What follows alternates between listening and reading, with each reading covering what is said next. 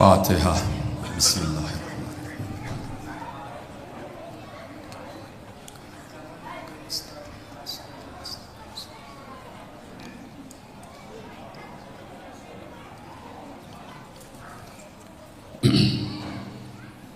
اعوذ باللہ السمیع العلیم من الشیطان اللعین الرجیم بسم اللہ الرحمن الرحیم الحمد للہ المعروف من غیر رؤیت والخالق من غیر رویت الذی لم یزل قائما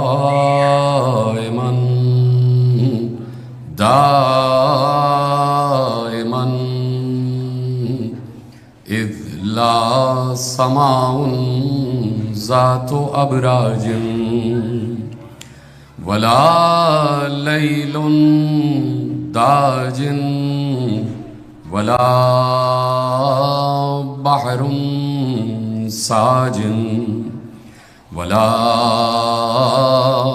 ارض ذات مہاد ولا خلق ذو اعتماد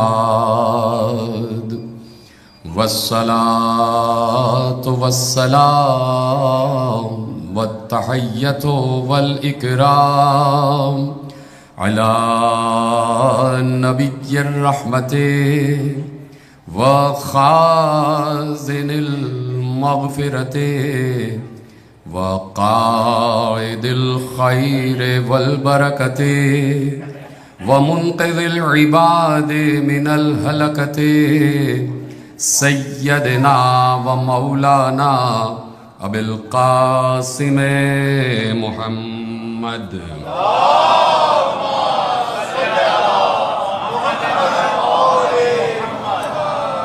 وأہل بیتہ الطیبین الطاہرین المعصومین المظلومین المنتخبین المنتجبین الذین اذهب اللہ عنہم الرجس وطہرہم تطہیرا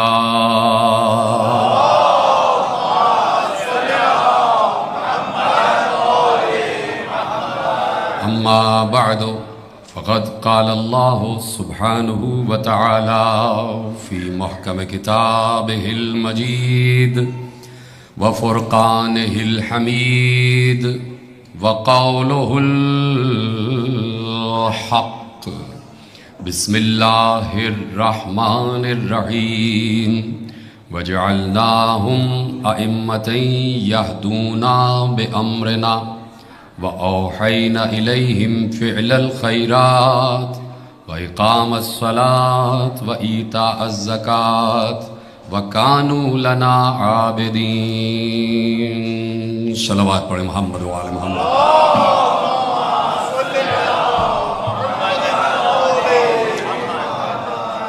پروردگار عالم کا شکر ہے اور اس کا ہم سب پر یہ احسان عظیم ہے کہ اس نے ہمیں 1400 برس سے یہ قوت، یہ طاقت، یہ عزم، یہ حوصلہ، یہ مردانگی، یہ جرأت اظہار حق عطا فرمائی ہے کہ ہم 1400 برس سے علیہ السلام کو علیہ السلام کہہ رہے ہیں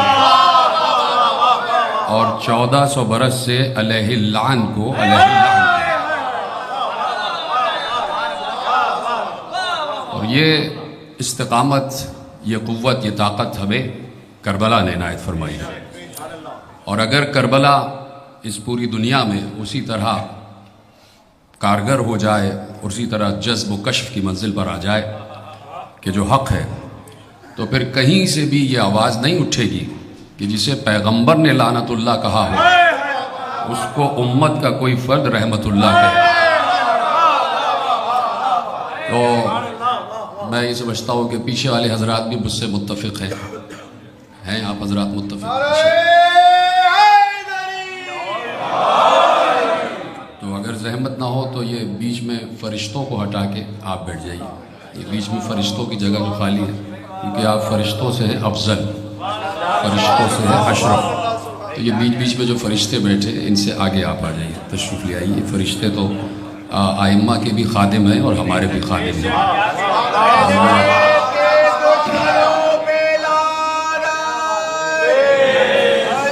اور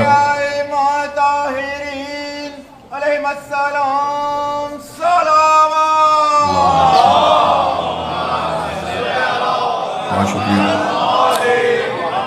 سلامت رحم مولا آپ کی توفیقات میں اضافہ فرمائے. اور ضروری بھی ہے کہ فرشتے ہمارے ہی ساتھ ہیں.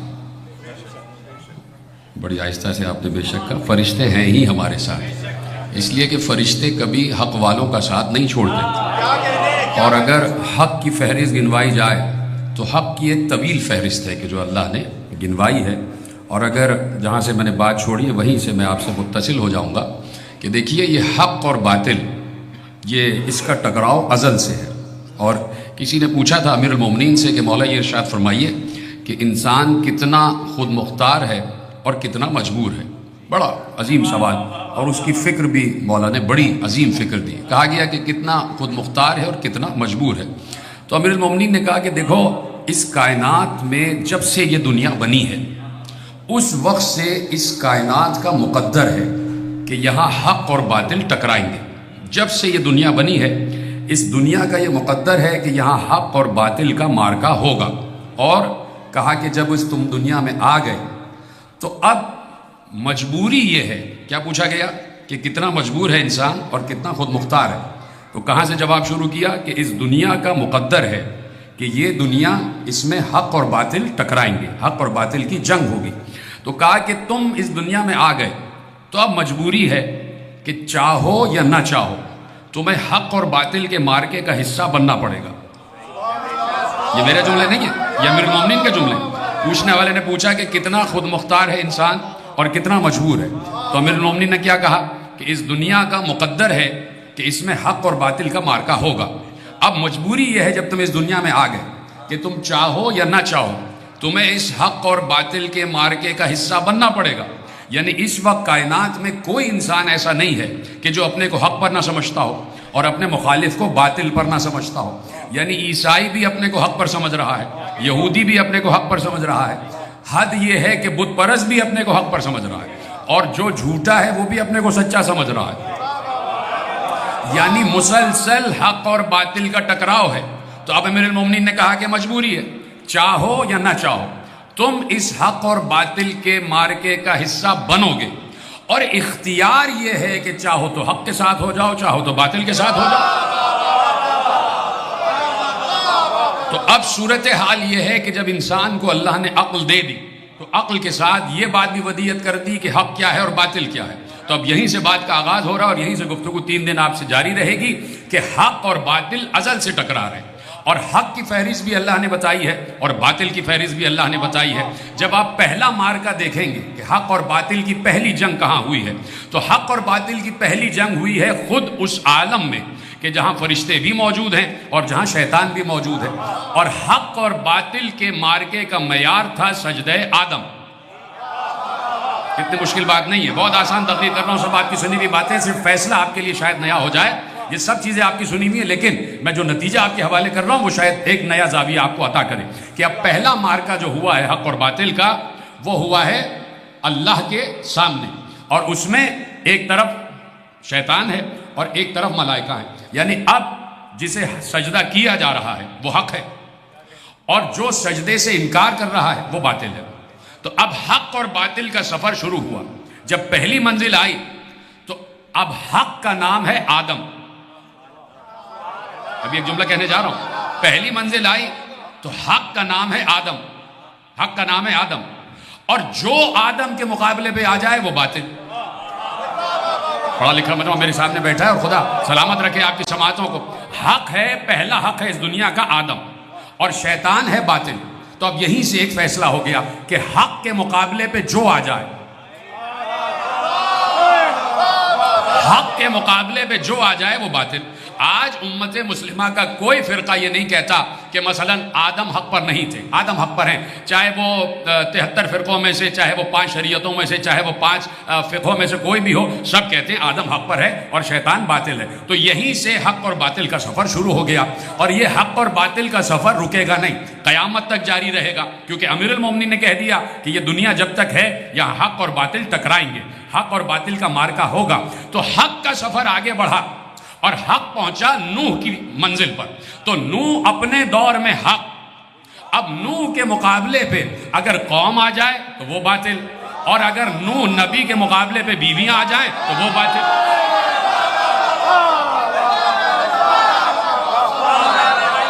ہمارے نا تو نوح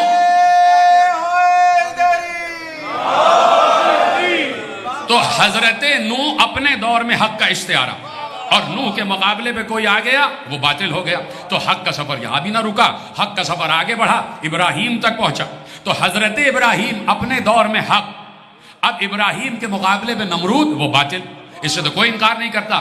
یعنی فارمولہ یہ بن رہا ہے کہ حق کے مقابلے پہ جو آ جائے وہ باطل ہے. اس سے کوئی انکار نہیں کر سکتا کہ فارمولہ یہ بنا کہ حق کے مقابلے پہ جو آئے گا وہ باطل. آدم اپنے دور میں حق، شیطان باطل. نوح اپنے دور میں حق اور ازواج نوح باطل. ابراہیم اپنے دور میں حق، نمرود باطل. حق کا سفر آگے بڑھا، موسیٰ تک آیا تو موسیٰ اپنے دور میں حق، فرعون باطل. کیوں؟ اس لیے کہ جو حق کے مقابلے پہ آ رہا ہے وہ باطل ہے. فرعون کا بنانے والا بھی اللہ ہے. کوئی باطل اکڑے نہیں کہ اللہ نے ہمیں بنایا ہے تو ہم حق پر ہیں. فرعون کو خلق کرنے والا بھی اللہ ہے، نمرود کو خلق کرنے والا بھی اللہ ہے، اور شیطان کو خلق کرنے والا بھی اللہ ہے. لیکن اللہ امتحان کی منزل سے گزارے گا، اور اسی پر 2-3 دن آپ سے بات رہے گی. تو آدم اپنے دور میں حق، شیطان باطل. نوح اپنے دور میں حق، نوح کی قوم باطل. ابراہیم اپنے دور میں حق، نمرود باطل. موسیٰ اپنے دور میں حق، فرعون باطل. تو یہ حق کا سفر رکا نہیں. عیسیٰ تک آیا تو عیسیٰ اپنے دور میں حق، اور بنی اسرائیل باطل، جنہوں نے بھی عیسیٰ کو سولی تک پہنچایا. تو اب امت سے یہی پوچھنا ہے کہ آدم سے عیسیٰ تک حق کا سفر جاری رہا، اور اللہ کہہ رہا ہے لن تجدا لسنت اللہ تبدیلا. تم ہماری فطرت میں کبھی تبدیلی نہیں پاؤ گے. ادھر افراد بھی ہے نا سب بیٹھے میرے ساتھ. تم ہماری سنت و فطرت میں کبھی تبدیلی نہیں پاؤ گے. تم اللہ کے قانون کو بدلتا ہوا نہیں پاؤ گے. تو اب یہ تو سوچنا ہی محال ہے کہ آدم سے عیسیٰ تک اللہ کا قانون برقرار رہا، اور مصطفیٰ تک آتے آتے قانون بدل جائے گا. نہیں، مصطفیٰ تک بھی آتے آتے وہی قانون رہے گا. تو آدم حق، شیطان باطل. نوح حق اور نوح کی قوم باطل. ابراہیم حق اور نمرود باطل. موسیٰ حق اور فرعون باطل. عیسیٰ حق، بنی اسرائیل باطل. مصطفیٰ حق، ابو جہل باطل. مصطفیٰ حق، ابو جہل باطل. تو اب کسی اور سے نہ پوچھا جائے، اب مصطفیٰ سے ہاتھ جوڑ کر پوچھا جائے یا رسول اللہ، کیا آپ کے بعد اللہ کی سنت پہ تبدیلی ہو گئی؟ کیا یہ آیت اٹھا لی گئی تھی کہ جب مصطفیٰ چلے جائیں گے تو ہماری فطرت بدل جائے گی؟ تو یا رسول اللہ اب آپ ہی بتا دیں کہ آپ کے بعد حق کون ہے. تو پیغمبر نے کہا میں نے کسی حجرے میں نہیں، کسی خیمے میں نہیں، کہیں محراب میں چھپ کے نہیں، 1,25,000 کے سامنے کہا تھا من کنت مولا ہو فہذا علی مولا.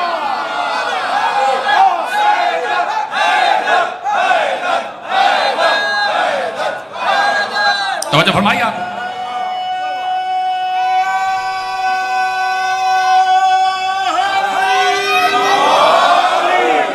توجہ فرمائیے آپ نے کہ پیغمبر نے کہا کہ میں نے جاتے جاتے یہ من کنت مولا ہو فہذا علی مولا جو کہا ہے، تو میں نے تمہیں ایک وجود حق دکھایا ہے. میں نے تمہیں ایک وجود حق دکھایا ہے. اب اس بات پہ تو کسی کو شک ہی نہیں ہونا چاہیے کہ اللہ کی فطرت اب تک نہیں بدلی، اور حق آ گیا علی تک. تو اب یہ امت ہمیں بتائے کہ باطل کون. اس لیے کہ اللہ کا اصول تو بدل ہی نہیں رہا. اللہ کا اصول یہ ہے کہ آدم سے مصطفیٰ تک جو حق کے مقابلے پہ آ جائے وہ باطل. تو ہم نے حق کا پتہ بتا دیا، امت باطل کا پتہ بتا دے. امت یہ بتا دے کہ علی کے دور میں علی حق ہے، تو باطل کون ہے؟ تو اب اب امت کا جواب کا ہمیں انتظار ہے کہ بتاتی رہے، لیکن حق کا معیار اور آگے بڑھا. اب حسن مشتبہ حق، اور پھر ہم یہی کہیں گے امت ہمیں بتائے کہ جب حسن حق ہیں تو باطل کون ہے. ہمیں نہیں پتا کہ باطل کون ہے، آپ ہمیں بتا دیجئے. تو حق کا سفر پھر نہیں رکا، اور حق کا سفر آگے بڑھا تو حسین تک آیا. تو حسین حق اور یزید باطل. لیکن خدا کی قسم، میرا جملہ میں آپ کے حوالے کرتا ہوں کہ سلام ہو حسین پر کہ حق کا نام آدم سے لے کے حسن مشتبہ تک حق رہا، اور باطل کا نام شیطان سے لے کے اور مخالف تک باطل ہی رہا. لیکن حسین نے قیامت تک باطل کا نام یزید رکھوا دیا.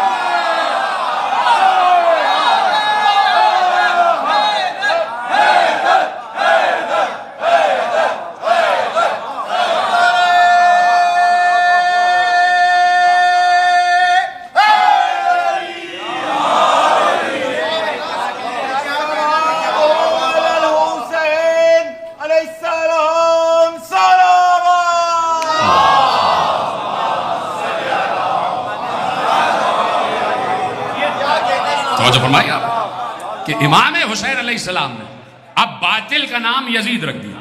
کربلا کے بعد سے باطل کا نام ہے یزید، اور باطل باطل ہی رہے گا. اور یہ بات بھی یاد رکھیے کہ حق کو علیہ السلام بھی اللہ کہتا ہے، اور باطل کو لعنت اللہ بھی اللہ ہی کہتا ہے. تو ہم نہ اپنے بنائے ہوئے کو علیہ السلام کہتے ہیں، نہ کسی دنیا کے کہے ہوئے کو لعنت اللہ کہتے ہیں. ہم انہیں علیہ السلام کہتے ہیں جنہیں اللہ نے علیہ السلام کہا. تو انہیں ہی باطل کو لعنت اللہ کہا جائے گا کہ جسے اللہ نے لعنت اللہ کہا. تو اب حق کا سفر تو ہم نے بتا دیا. تو اگر آپ کو زحمت ہو رہی ہے تو لعنت اللہ کا سفر بھی ہم بتانے کو تیار ہیں. لیکن کیا سماعتوں میں اتنی طاقت ہے سننے کی؟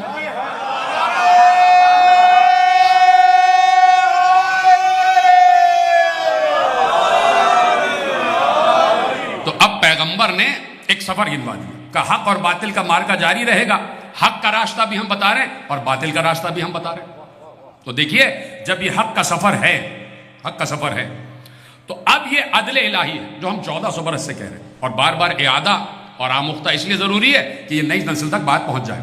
1 منٹ میں آپ کو لوں گا کہ جو آپ کی سنی ہوئی بات ہے وہ آپ کے حوالے کر دوں کہ 1400 برس سے ہمارا یہ اسٹانس سے اس سے ہم ہٹے نہیں. یعنی اس فرش ازا پہ کل بھی ہم بیٹھے تھے، آج بھی بیٹھے اور کل تک بیٹھے رہیں گے. ہمارا وجود بدلا نہیں.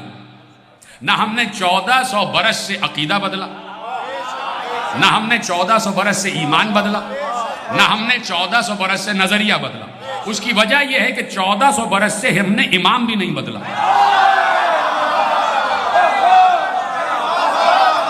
ہم نے امام بھی نہیں بدلا. امام ہمارا کل بھی معصوم امام تھا، آج بھی ہے اور قیامت تک رہے گا. ہم نے کسی غیر معصوم کو کبھی امام مانا ہی نہیں. اس کی وجہ یہ ہے کہ پیغمبر ختمی مرتبہ معصوم ہے. اب کوئی یہ بتائے کہ آدم معصوم ہے تو کیا شیس غیر معصوم تھے؟ آدم کے وسیع ہیں جناب شیس. شیس کے بعد انوش، انوش کے بعد قینان، قینان کے بعد مہلائیل، مہلائیل کے بعد یارد، یارد کے بعد اخنوخ، اخنوخ کے بعد متشلق، متشلق کے بعد لمک، لمک کے بعد نو، نو کے بعد سام. آپ دیکھ رہے کہ کوئی نبی لن تجد لسنت اللہ تبدیلا. اور میں حق و باطل کا سفر آپ کے حوالے کرنا چاہتا ہوں کہ سورہ نساء میں کہا کہ تم ہماری سنت و فطرت میں کبھی تبدیلی نہیں پاؤ گے. تو عالم اسلام کم از کم آیتوں پر غور کرے، اور غور کرنے کے ساتھ ساتھ آیتوں پر یقین کرے. اللہ ہماری طرح نہیں ہے کہ کل کچھ اور آج کچھ اور کہہ دے، اور جو کہے وہ نہ کرے. اللہ ایسا نہیں ہے. اللہ ہے، ملا نہیں ہے. اللہ ہے، وہ کبھی اپنے ارادے کو بدلتا نہیں، کبھی اپنے ارادے کو بدلتا نہیں. اللہ کا ارادہ کبھی نہیں بدلا. نہیں پہنچے آپ؟ اللہ کا ارادہ آج بھی وہی ہے جو ازل سے تھا. اس لیے امام نے کہا تھا کہ ہم ہی تو ارادت اللہ ہے. تو یہ 14 کبھی بدلے نہیں. تو اللہ کا ارادہ نہیں بدلتا. لن تجد لسنت اللہ تبدیلا. تم ہماری فطرت میں، ہماری سنت میں تبدیلی نہیں پاؤ گے. لن تجد لسنت اللہ تحویلا. تم ہماری سنت میں کوئی تحویل نہیں پاؤ گے، انقلاب نہیں پاؤ گے. ہماری سنت و فطرت تبدیل نہیں ہوتی، منقلب نہیں ہوتی. تو جب اللہ کی سنت و فطرت یہ طے پا گئی کہ کوئی نبی بھی میں نے کہا نا جو آپ کی بات سنی بھی وہ آپ کے حوالے کرتا ہوں اور پھر اسے پل بناتا ہوں اپنی طرف آ جاتا ہوں کہ اللہ کی سنت و فطرت یہ قرار پائی ہے کہ کوئی نبی بھی بغیر وصی نہیں گیا. یہ فطرت خدا ہے, یہ سنت خدا ہے کہ کوئی نبی بھی بغیر جانشین نہیں گیا. اور ہم عالم اسلام سے یہ سوال پوچھ رہے ہیں کہ پیغمبر تک آتے آتے کیا سنت بدل گئی؟ آدم کے وصی شیس, ٹھیک ہے, اس کے بعد ابراہیم کے وصی اسماعیل, ٹھیک ہے, جناب موسیٰ کے وصی دو وصی اپنی زندگی میں ہارون, اور ان کے بعد جناب یوشع بن نون, اور جناب عیسیٰ کے وصی شمون, جناب داؤد کے وصی سلیمان. آپ دیکھ رہے ہیں ہر نبی اپنا وصی چھوڑ کے گیا ہے. تو کیا یہ کہا جائے گا کہ داؤد تو معصوم تھے اور سلیمان معصوم نہیں؟ بالکل قریب آ گیا ہوں. کیا یہ کہا جائے گا کہ ابراہیم تو معصوم تھے, اسماعیل معصوم نہیں؟ ابراہیم کی قوم میں اور ابراہیم جس شہر میں رہتے تھے اور بھی بہت سے ابراہیم کے دوست رہے ہوں گے. سلامت. جناب موسیٰ کی قوم میں جناب موسیٰ کے ماننے والے اور بھی تھے, تو ان سب میں ہارون ہی کا انتخاب کیوں؟ ان سب میں ابراہیم کے دور میں اسماعیل ہی کا انتخاب کیوں؟ ہے کہ نہیں؟ یہ سب ہے کہ نہیں؟ آدم نے شیس ہی کا انتخاب کیوں کیا ہے؟ اسی طرح آپ دیکھتے چلے جائیے کہ جناب داؤد نے سلیمان ہی کا انتخاب کیوں کیا. آپ دیکھتے چلے جائیے پوری ایک فہرست ہے. تو یہ انتخاب اپنی طرف سے نہیں ہو رہا, یہ ہے سنت خدا. اللہ کہتا ہے کہ تمہارے بعد یہ ہوگا تو بنا لیا جاتا ہے. اب میں آپ کو ایک مثال دیتا ہوں اور پلٹ آتا ہوں اس لیے کہ اس معاملے تک, اس مرحلے تک پہنچنے پر یہ بات آپ کو بتانا بہت ضروری ہے. اور دیکھیے یہ کوئی میرے مکتب کی بات نہیں ہے. اگر آپ ابن حجر مکی سے پوچھیں گے تو سوائق محرقہ میں ابن حجر مکی نے لکھا. اسی طریقے سے آپ آگے بڑھتے چلے جائیے تو تفسیر کبیر میں امام فخر الدین رازی نے لکھا. اسی طریقے سے آپ آگے بڑھتے چلے جائیے کفایت الطالب ایک کتاب ہے, علامہ گنجی شافعی نے لکھا. ارجح المطالب میں سلیمان قندوزی نے لکھا. تفسیر سالبی امام سالبی نے لکھا. یہ ساری روایتیں, سارے حوالے آپ کو دیے. تو جناب تفسیر کبیر, اور دیکھیے کس طریقے سے سنت خدا آگے بڑھ رہی ہے. تفسیر کبیر میں امام رازی نے لکھا, اور اس کے علاوہ زمخشری کا حوالہ بھی ہے تفسیر کشاف, لیکن میں تفسیر امام راضی سے پڑھ رہا ہوں. تو وہ کہتے ہیں کہ, اور میں پہلا لفظ کہوں گا آپ سمجھ جائیں گے, آپ کے چہروں پہ ولایتی مسکراہٹ آ جائے گی کہ مسجد رسول ہے, سنا ہوا واقعہ آپ کا. لیکن میں آپ کو امام راضی کی زبانی, تاکہ عالم اسلام راضی ہو جائے, امام راضی کی زبانی سنا کہ ایک عالم اہل سنت نے اس واقعے کو کیسے لکھا ہے, جو آپ بچپن سے سن رہے ہیں اور بچوں تک بھی بات پہنچ جائے کہ مسجد رسول یعنی مسجد نبوی ہے, اور نماز جماعت کا وقت نہیں ہے. نماز جماعت کا وقت نہیں, نماز جماعت ہو چکی. کچھ صحابہ ادھر بیٹھے, کچھ صحابہ ادھر بیٹھے, ٹولیوں میں بیٹھے ہوئے, اور نہ معلوم کیا گفتگو ہو رہی ہے. جو ہو رہی ہے انہیں کو معلوم. ایسے میں پیغمبر بھی تشریف فرمائے, ایسے میں علی آ گئے. سلامت رہے, یہی چہروں کی مسکراہٹ ہے. ایسے میں مولا علی آ گئے, اور چونکہ علی آئے تو 2 رکعت تحیت مسجد کی نماز پڑھی. نماز پڑھنے کے لیے بلند ہو گئے, کھڑے ہو گئے اور نماز پڑھنے لگ گئے. سنا ہوا واقعہ آپ کا. ایسے میں مسجد رسول کے دروازے پہ سائل آ گیا, فقیر آ گیا, اور اس نے کہا کہ ہے کوئی جو بھوکے کو کھانا کھلائے, ہے کوئی جو بے لباس کو لباس دے, ہے کوئی جو بے سواری کو سواری دے. 3 مرتبہ کہا, نہیں سنا.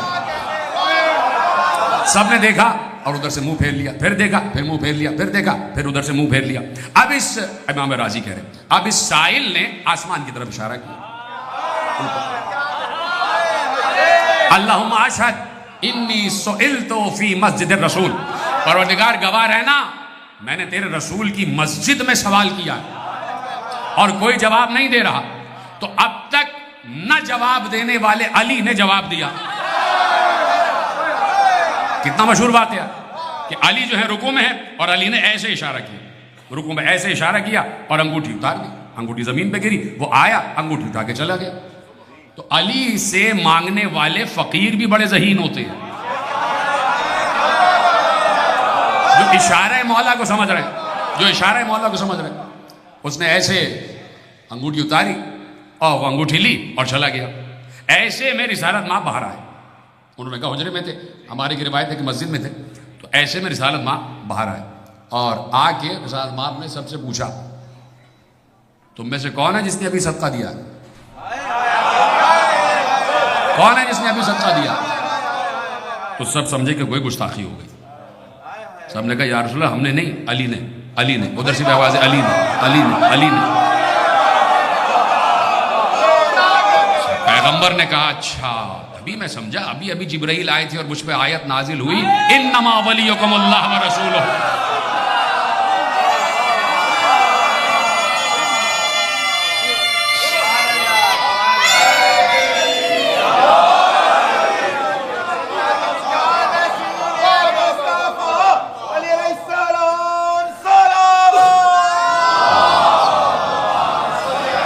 توجہ فرمائی، ابھی جبرائیل آئے اور آیت نازل ہوئی انما ولیکم اللہ ورسولہ والذین آمنوا الذین یقیمون الصلاۃ ویؤتون الزکاۃ وہم راکعون۔ تمہارا ولی اللہ ہے، تمہارا ولی اس کا رسول ہے، اور وہ جو نماز میں دوران رکوع زکوٰۃ دے رہے ہیں۔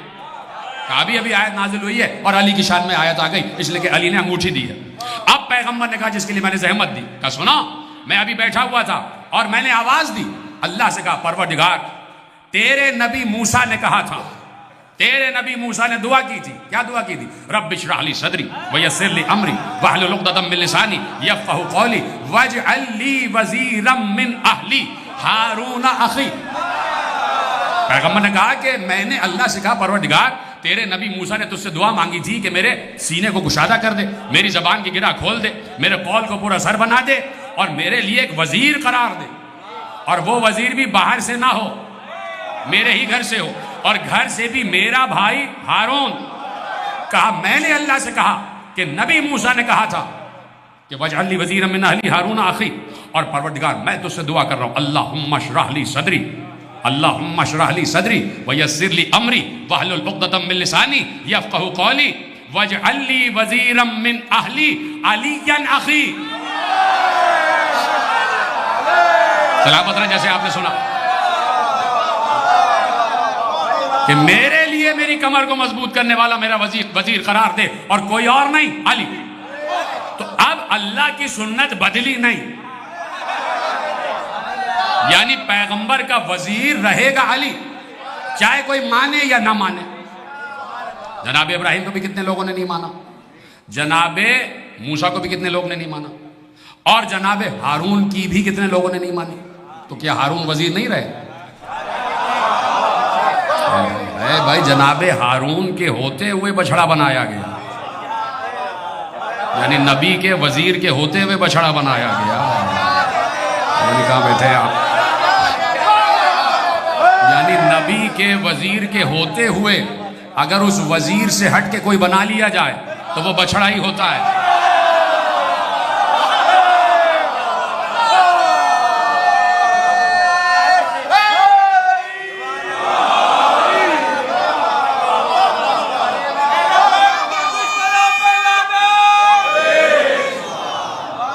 جو فرما رہے ہیں آپ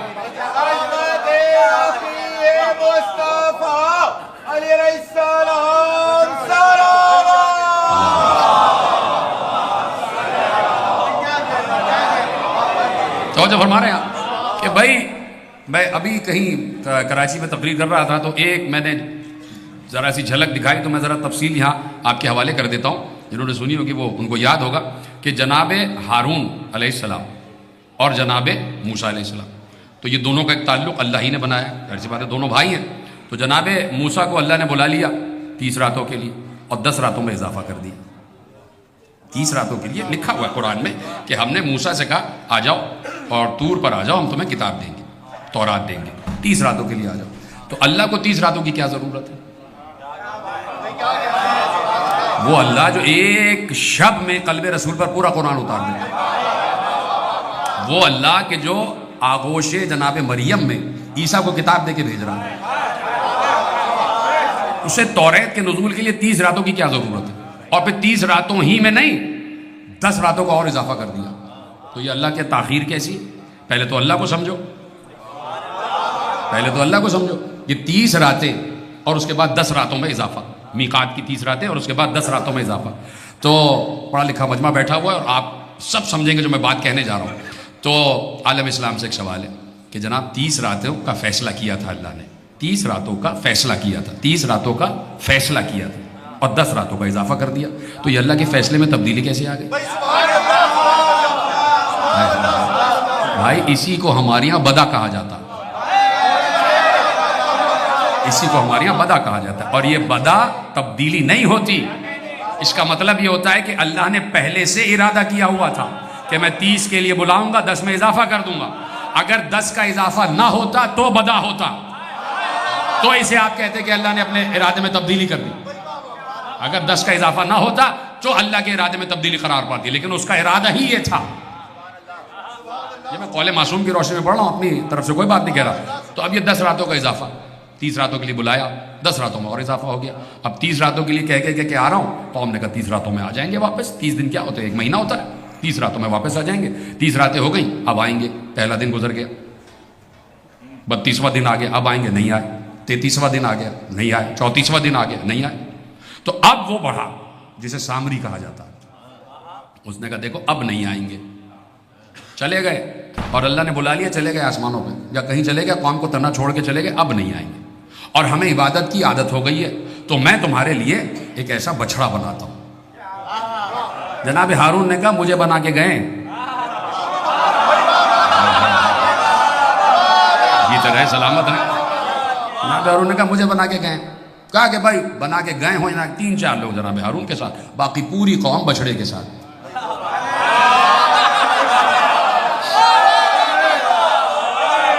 پوری قوم بچڑے کے ساتھ، پوری قوم بچڑے کے ساتھ۔ تو جناب ہارون کو میں آپ سے سوال کرنا چاہتا ہوں، آپ سے مراد آپ سے،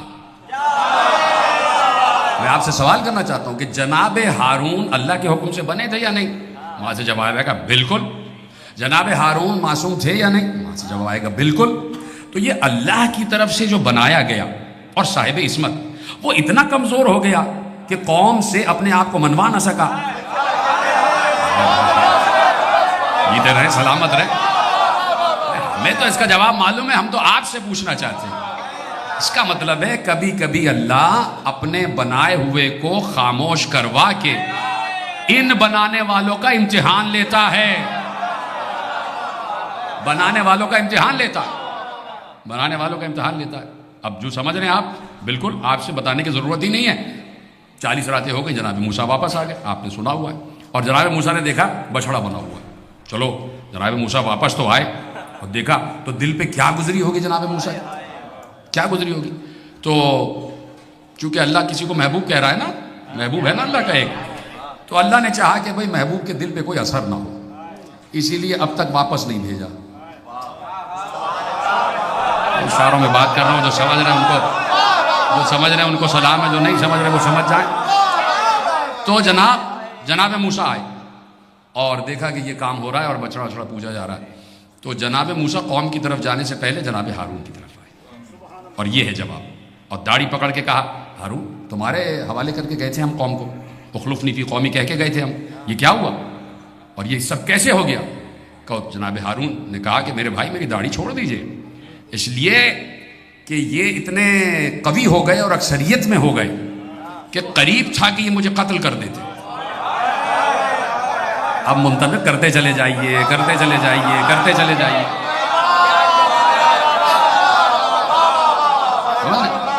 تو ہر دور میں حق اور باطل رہے ہیں اور یہ قیامت تک رہیں گے، اور اس کی تخصیص و تقسیم اللہ نے خود قرار دے دی۔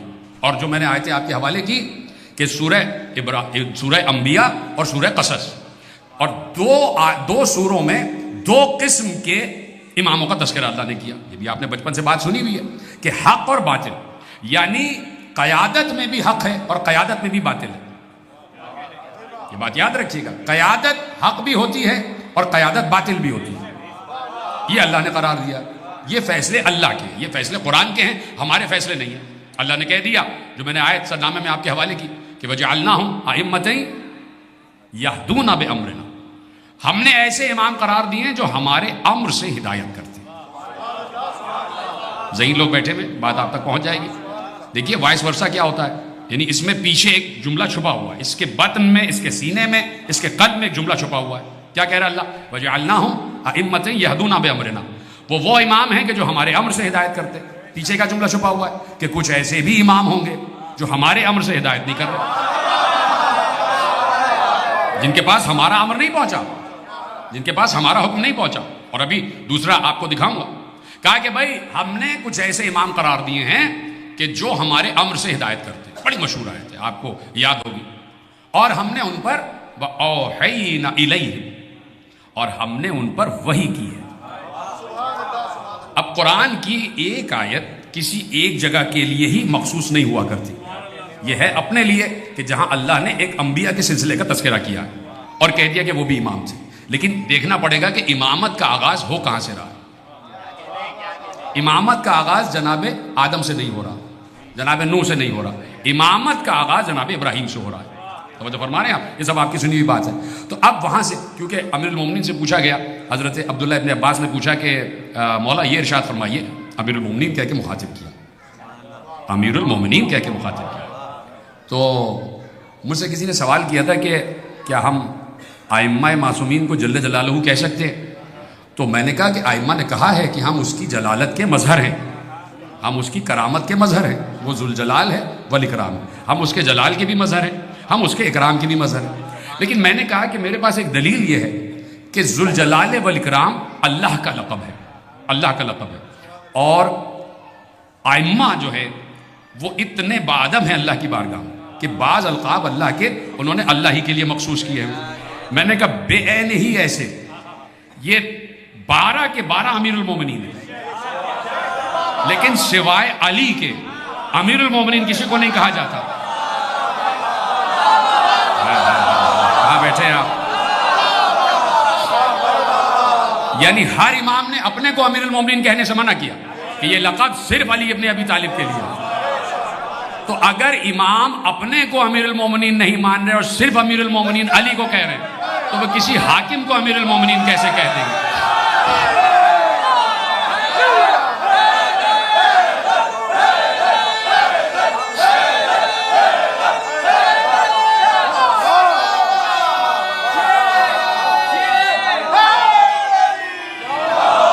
تو کہا امیر المومنین یہ ارشاد فرمائیے.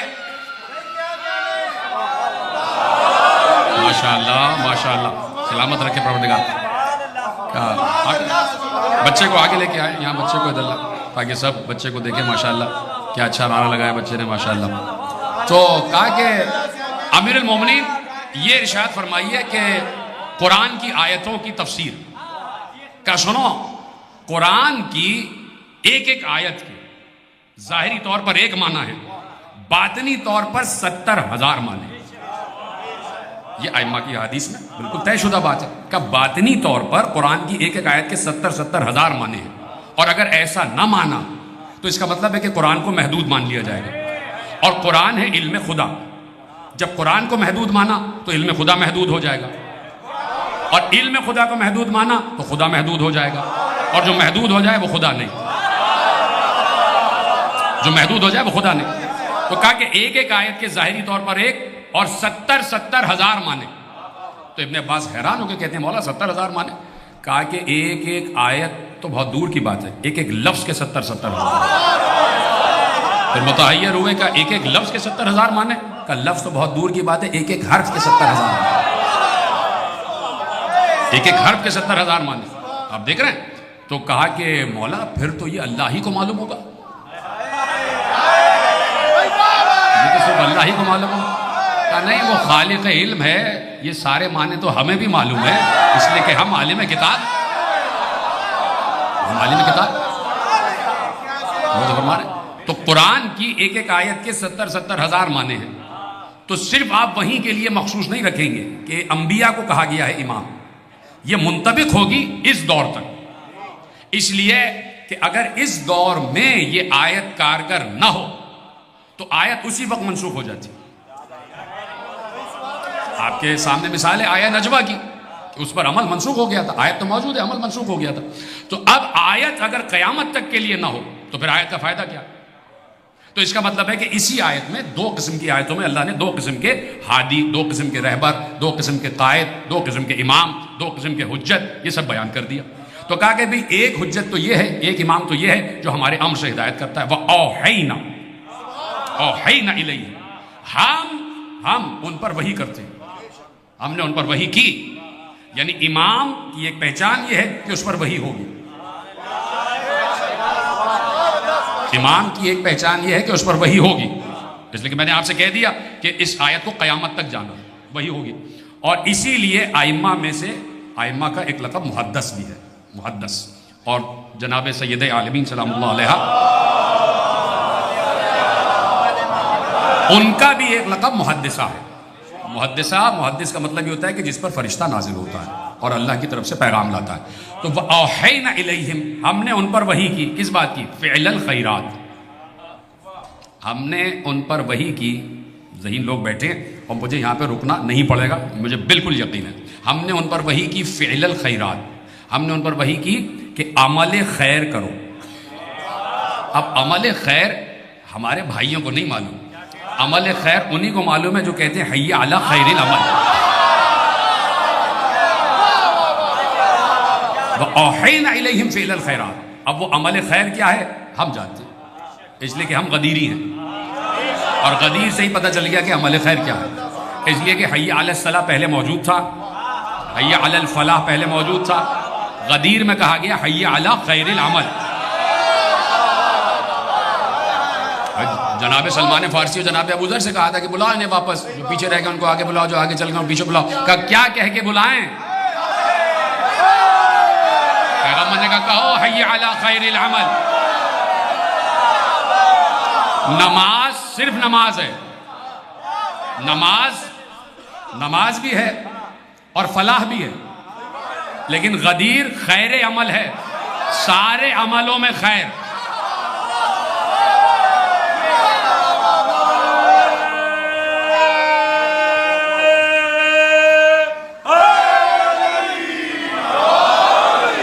وَأَوْحَيْنَا إِلَيْهِمْ فِعْلَ الْخَيْرَاتِ وَإِقَامَ الصَّلَاةِ وَإِيتَاءَ الزَّكَاةِ وَكَانُوا لَنَا عَابِدِينَ.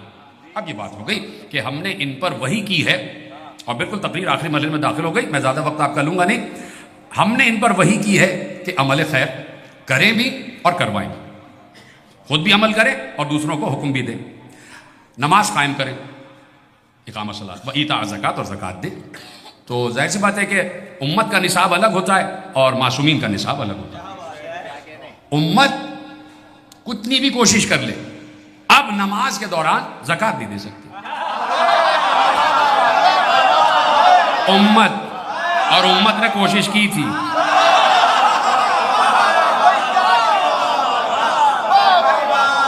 امت نے کوشش کی تھی, کچھ لوگوں کو تیار کیا تھا, وہ بتانے کی ضرورت نہیں, آپ سب ماشاءاللہ پڑھے لکھے.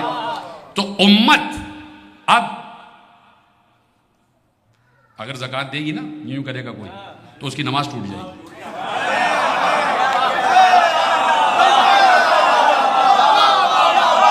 اس لیے کہ نماز میں عمل کثیر منع. ذرا سا بھی کوئی ایسا عمل ہوا جس سے کسی کو شک ہو گیا کہ یہ نماز نہیں پڑھ رہا, یہ کچھ اور کر رہا, تو اس کی نماز ٹوٹ جاتی ہے. اب دیکھ لو کہ تم علی جیسے نہیں تو رسول جیسے کیسے ہو جاؤ. علی نے عمل کیا تو اللہ نے یہ نہیں کہا کہ تم میں سے کچھ ایسے ہیں کہ جن کی نماز ٹوٹ گئی, کہا نہیں, تمہیں میں جو زکوٰۃ دے رہا ہے وہ ہمارا ولی ہے. تو علی عمل کثیر کرے تو حکم آ جائے ولایت کا, حکم آ جائے ولایت کا. دیکھیے میں آپ کو بتاؤں کہ میں بار بار ایک جملہ کہتا ہوں کہ حسین ابن علی کو سلام ہے حسین, اس لیے کہ معصوم کا معلوم تھا کہ یہ, اور کہا گیا اعتراض تو ہے, لکھا ہوا آپ کتابوں میں دیکھ لیجئے کہ بھائی یہ تو عمل کثیر ہوتا ہے جو آپ کہتے ہیں کہ علی پر آیت آ گئی اور علی نے انگوٹھی ہلائی. حالانکہ میں نے آپ کو 5 حوالے دیے ہیں, 5, گو کہ مجھے 3 دینے چاہیے تھے لیکن میں نے پھر بھی 5 میں نے آپ کو 5 حوالے دیے. تو ان 5 حوالوں میں یہ بات لکھی ہوئی ہے کہ علی کے لیے یہ آیت نازل ہوئی. تو آپ ان کو کیسے رد کریں گے؟ 5 کو تو رد نہیں کیا جا سکتا. 3 دیتا تو شاید آپ رد کر دیتے, لیکن بھائی 5 حوالے مستحکم دے دیے تو اس میں تو لکھا ہے کہ آیت علی کی شان میں نازل ہوئی, تو لکھا ہے اس کو رد نہیں کر سکتے. لیکن حسین ابن علی کو معلوم ہے کہ یہ پھر بھی بضد رہیں گے, یہ شیطانی ضد والے لوگ ہیں, یہ پھر بھی بضد رہیں گے. لکھنے والوں نے لکھ دیا کہ علی سے عمل کثیر ہوا, عمل کثیر ہوا. حسین نے کہا تو صحیح, میں اپنے باپ پر لگا ہوا یہ الزام ختم نہ کروا دوں. تو اب حسین موقع کی تلاش میں کیسے رد کروایا جائے, کیسے رد کروایا جائے. ایک بار حجرے سے نکلے اور تلاش کرتے کرتے دیکھا وہ میرا نانا سجدے میں ہے, اس میں بیٹھ گئے.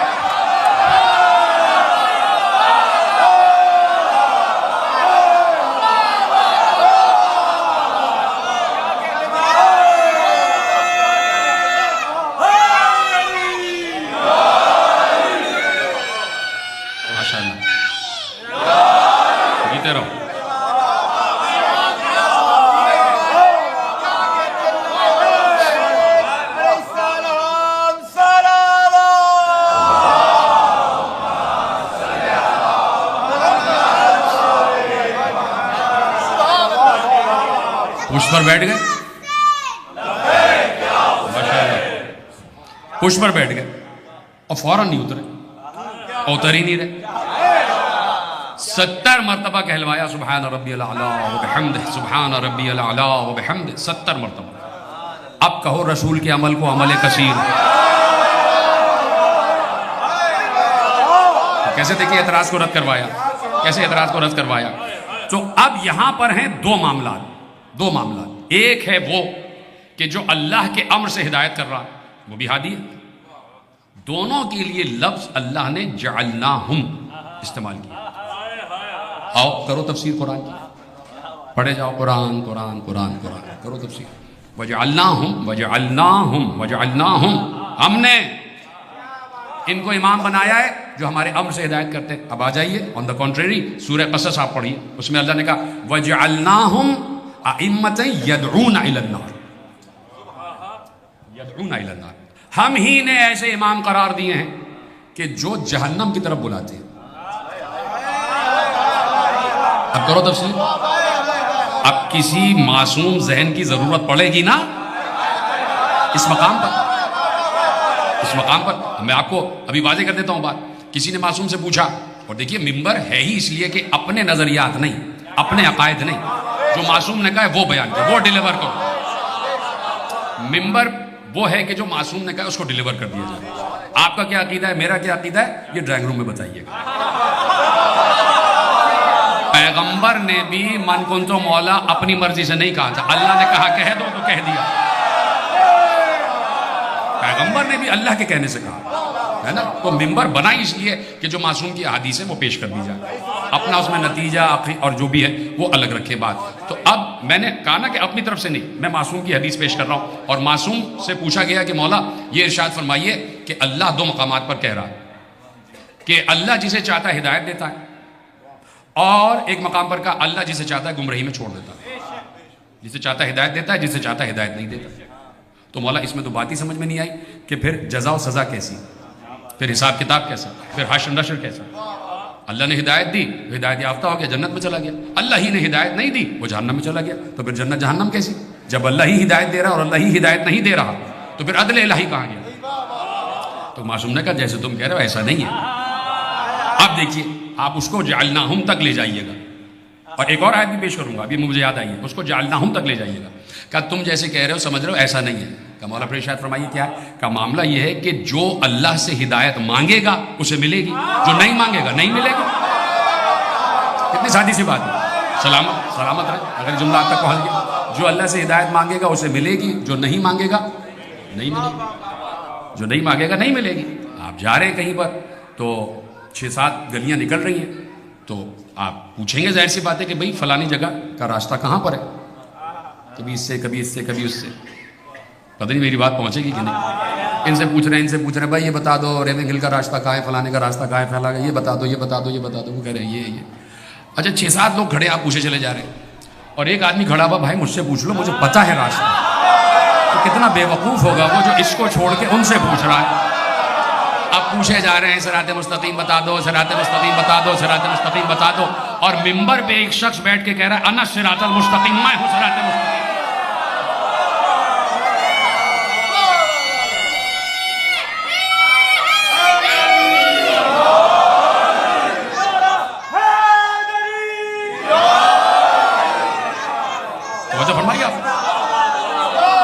تو اس لیے کہا کہ ہر نماز میں مانگو اہدنا الصراط المستقیم، اہدنا الصراط المستقیم، اہدنا الصراط المستقیم. ہم سے صراط مستقیم کا پتہ مانگو.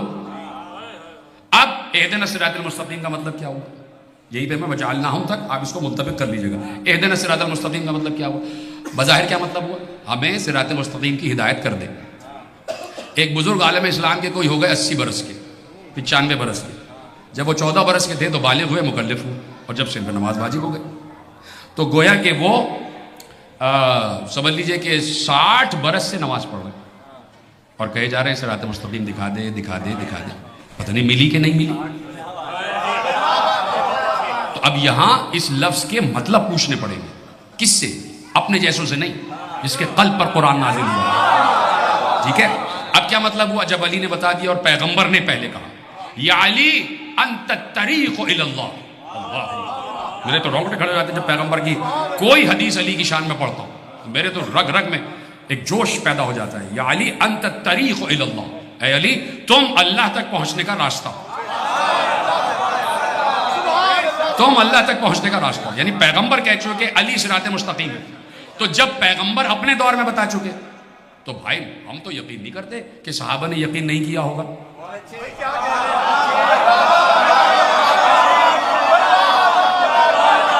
ہم تو ایسی گستاخی کر ہی نہیں سکتے. شان صحابہ میں ہماری کیا مجال کہ ہم شان صحابہ میں گستاخی کریں. تو صحابہ نے دیکھا ہوگا، ہم تو سوچ رہے ہیں صراط مستقیم، صحابہ نے تو دیکھی ہے صراط مستقیم، دیکھا ہی ہے صراط مستقیم. تو یقین کیا ہوگا یقیناً انہوں نے. تو صحابہ کو پتا تھا کہ صراط مستقیم کیا ہے. تو اس کا مطلب ہے کہ جب کسی کو معلوم ہو جاتا ہے کہ راستہ کیا ہے تو پھر دعا کا مطلب یہ ہوتا ہے کہ ہمیں اس راستے پر برقرار رکھ، ہمیں اس راستے پر قائم رکھ.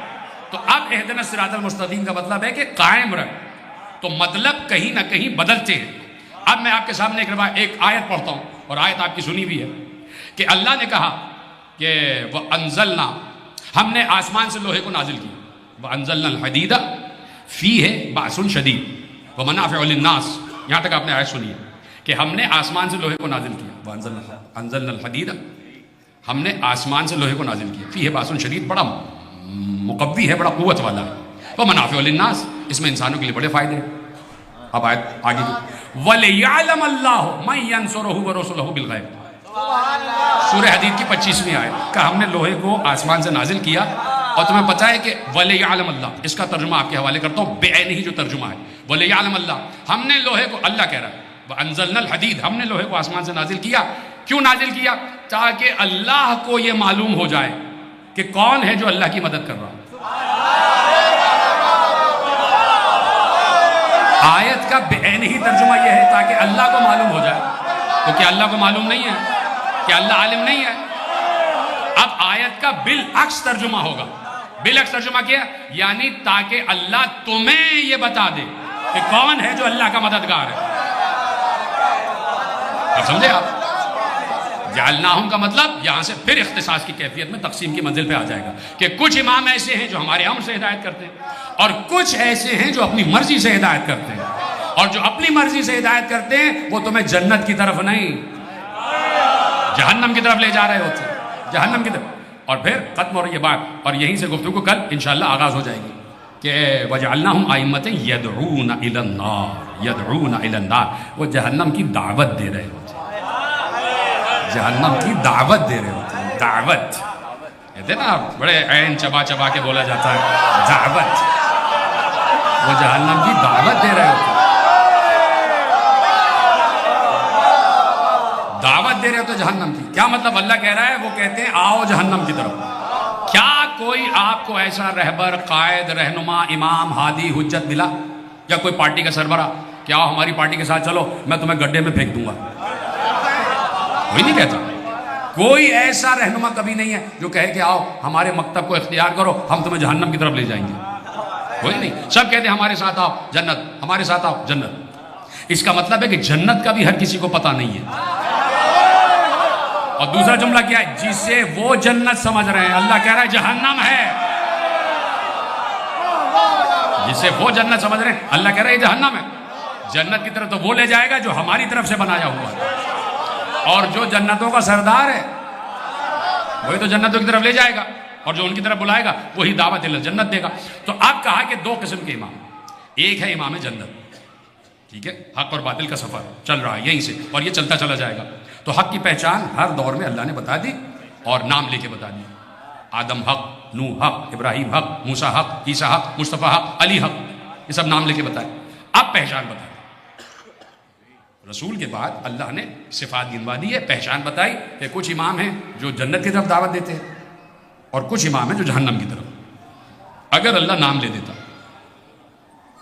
تو وہ نام اسی اختصاصی کیفیت میں رہ جاتے کہ بس یہی ہے، اس کے علاوہ کوئی نہیں. سلامت رہے اگر بات ہے. اگر نام لیتا تو ان تک کی بات محدود رہ جاتی کہ بس یہی ہے جو جنت کی طرف بلا رہا ہے یا یہی ہے جو جہنم کی طرف بلا رہا ہے. اب اللہ نے پہچان بتائی کہ جو اس صفت پہ پہچان پر پورا اترتا چلا جائے سمجھ لینا کہ یہ امام جہنم ہے، جہنم کی طرف بلا رہا ہے۔ اب ہے ایک امام جنت، ایک ہے امام جہنم۔ امام جنت کی پہچان کیا ہے؟ وہ رسول نے بتا دی کہ الحسن والحسین سید شباب اہل الجنہ، حسن و حسین جوانان جنت کے سردار ہیں۔ لیکن حدیث کیا ہے؟ وہ ابوہما افضلہما۔ یہ ترجمہ کرنے کی ضرورت ہی نہیں۔ اچھا ایک جملہ کہہ دوں کہ آدم سے لے کے عیسیٰ تک، اور میں مثال دیتا ہوں اکثر کہ آدم سے لے کے عیسیٰ تک ہر نبی چاہتا ہے کہ جنت میں جائے، یا اللہ جنت، یا اللہ جنت۔ جناب ادریس نے کہا کہ جبرائیل کیا میرا بھی قصر ہے جنت میں؟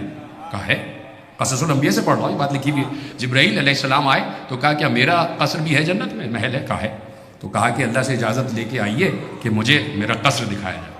اس کا مطلب ہے مشتاق جنت ہے۔ بھائی جناب آسیہ کو سولی دی گئی زمین پر اور ان کے ہاتھوں پاؤں میں کیلیں گاڑ دی گئی، ایسے جناب آسیہ کو لٹا دیا گیا اور ہاتھ پاؤں میں کیلیں گاڑ دی گئی، اور بار بار جو ہے فرعون کہہ رہا تھا کہ مجھے مانو، انہوں نے کہا نہیں میں نہیں مانوں گی تجھے۔ تو آواز آئی کہ ہم نے آسیہ کے لیے آسمانوں کے دروازے کھول دیے تھے، اور جناب آسیہ جنت میں اپنا قصر دیکھ رہی تھی۔ تو ہر کوئی مشتاق جنت، ہر کوئی مشتاق جنت۔ جناب ادریس نے کہا کہ میرا جنت میں محل ہے، کہا ہے، کہ اجازت دیجیے، اللہ نے اجازت دے دی۔ جناب ادریس گئے، اپنا محل دیکھا، وسیع و عریض، پورے ایک پلانٹ کے برابر۔ یہ نہ سمجھیے گا کہ چھوٹے چھوٹے پلاٹس ہیں وہاں، یہ جو آسمانوں میں 2 بلین، ہمارے گلیکسی میں تقریباً 2 بلین سٹارز ہیں، تو یہ ہماری ہی جاگیریں ہیں۔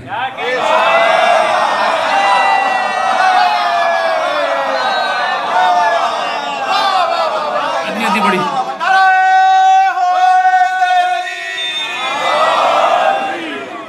تو قصر دکھا دیا، جناب ادریس کو قصر دکھایا، دیکھ لیا۔ جناب جبریل نے کہا دیکھ لیا، کہا دیکھ لیا، کہا چلیے بھائی واپس اپنے گھر نیچے زمین پہ۔ کہا آپ کیوں واپس جاؤں؟ اللہ نے کہا تو جو جنت میں آ جاتا ہے اسے نکالا نہیں جاتا، اللہ اپنی فطرت کو بدلتا نہیں۔ جناب آدم کو جو نکالا گیا تو وہ والی جنت نہیں تھی، اس کو کلیئر کرنا ضروری ہے، وہ جنت عرضی تھی، یہ بات یاد رکھیے گا، وہ آپ سن چکے ہیں۔ تو کہا کہ میں تو نہیں جاؤں گا۔ تو اس کا مطلب ہے کہ ہر نبی مشتاق جنت، ہر نبی مشتاق جنت، ہر نبی مشتاق جنت۔ اور جنت کے سردار حسن و حسین، تو جو مشتاق جنت ہے تو وہ سردار جنت سے مفضول ہوگا نا، افضل تو نہیں ہوگا۔ میں نے بڑے رک کے جملہ کہا، سلامت رہے اگر جملہ آپ تک پہنچ گیا۔ جو مشتاق جنت ہے وہ سردار جنت سے مفضول ہوگا، افضل نہیں ہوگا۔ تو سردار جنت ہے حسن و حسین، اور علی ان سے بھی افضل۔ تو اب نہ پوچھنا کہ علی افضل یا انبیاء افضل۔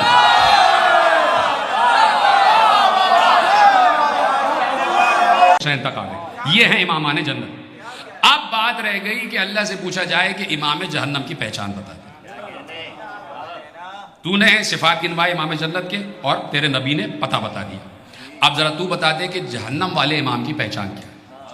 اللہ نے کہا آیت پوری پڑھ لو، بات ختم ہو جائے گی، ہمیں بولنے کی ضرورت ہی نہیں۔ جھوم جھوم کے کھڑے کھڑے قرآن پڑھتے ہو، اس کے بعد آیت پڑھو تو تمہیں خود معلوم ہو جائے گا اسی میں ہم نے پہچان بتائی۔ ہم نے کہا اچھا ہم پڑھتے ہیں کہ وَجَعَلْنَاهُمْ أَئِمَّةً يَدْعُونَ إِلَى النَّارِ وَيَوْمَ الْقِيَامَةِ لَا يُنصَرُونَ وَأَتْبَعْنَاهُمْ فِي هَذِهِ الدُّنْيَا۔ روک دیا ابھی میں نے، اس لیے کہ لطف ذرا سا کم ہو جائے گا اگر فوراً آیت پڑھ دو۔ کہا کہ بھئی بات یہ ہے کہ وہ جو امام جہنم ہے نا، وہ جہنم کی طرف بلا رہا ہوتا ہے۔ وَيَوْمَ الْقِيَامَةِ لَا يُنصَرُونَ، اور قیامت میں ان اماموں کا کوئی مددگار نہیں ہوگا۔ ٹھیک ہے، پروردگار واضح نہیں ہوئی بات، کہا چلو ایک پہچان اور بتا دیتے، وَأَتْبَعْنَاهُمْ فِي هَذِهِ الدُّنْيَا۔ ابھی آیت جب پوری پڑھوں گا تو آپ مجھے دعا دیں گے کہ ہم نے اسی دنیا میں ان کے پیچھے کوئی چیز لگائی ہوئی ہے، کچھ چیز ان کے پیچھے جا رہی ہے، وہ کیا ہے؟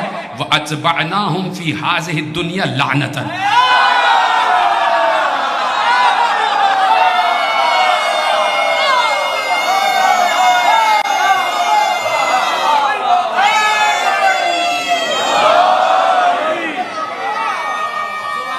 قرآن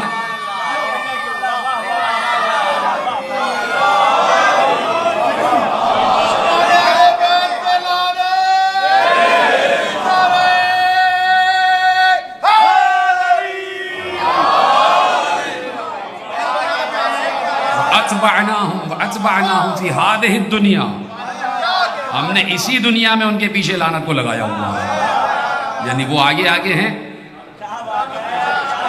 اور لعنت پیچھے پیچھے۔ قرآن ہے، قرآن، ہم تو روایت پڑھ ہی نہیں رہے، ہم تو آیت پڑھ رہے ہیں۔ وَأَتْبَعْنَاهُمْ ان سب کے پیچھے اسی دنیا میں، اس دنیا میں کیا ہے؟ ان کے پیچھے لعنت ہے، تو آخرت میں کیا ہوگا؟ وَيَوْمَ الْقِيَامَةِ هُمْ مِنَ الْمَقْبُوحِينَ، وَيَوْمَ الْقِيَامَةِ هُمْ مِنَ الْمَقْبُوحِينَ۔ اتنی مشہور بات ہے کہ بخاری صاحب نے بھی اس کو لکھا ہے کہیں نہ کہیں، چونکہ صحیح بخاری میں نہیں بھی اگر ہے تو تجرید بخاری میں، تو تفسیر بخاری لکھی گئی ہے، اور پھر اس کے بعد مسلم ابن حجاج یعنی صحیح مسلم والے نے بھی لکھ دیا ہے، اور باقی 5 کتابوں نے بھی لکھا ہوا ہے، اور یہ بات صحابہ کرام سے، اجلہ صحابہ کرام نے اور بات سنی بھی ہے کہ علی کا محب ہوگا مومن اور علی کا دشمن ہوگا منافق۔ اور کیسے؟ ابو سعید خدری رضی اللہ تعالیٰ عنہ کی روایت موجود ہے ابن ماجہ میں اور صحیح ترمذی میں، کہ اور بھی بڑی مشہور روایت ہے کہ ہم اپنے درمیان میں سے منافقین کو پہچانتے تھے ذکر علی کر کے، ذکر علی کر کے۔ تو وہ کیسے پہچانتے تھے؟ کہ جس کا چہرہ بگڑ جائے، جس کا چہرہ بگڑ جائے تو وہ دشمن علی ہے، اور دشمن علی منافق ہوگا۔ اب آ جائیے آیت کی طرف، وَيَوْمَ الْقِيَامَةِ هُمْ مِنَ الْمَقْبُوحِينَ۔ جہنم والے کی پہچان یہ ہے کہ دنیا میں اس پر لعنت ہے، اور آخرت میں کیا ہے؟ کہ آخرت میں وہ بگڑے ہوئے چہرے والوں کے درمیان ہوگا۔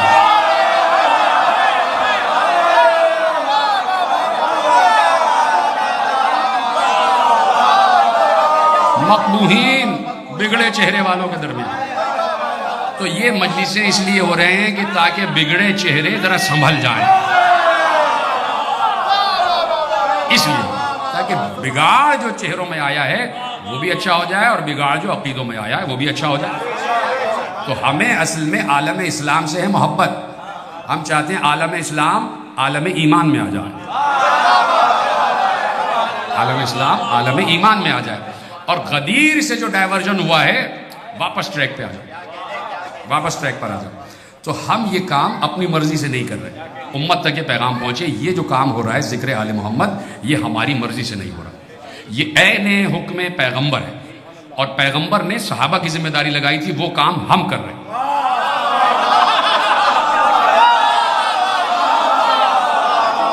پیغمبر نے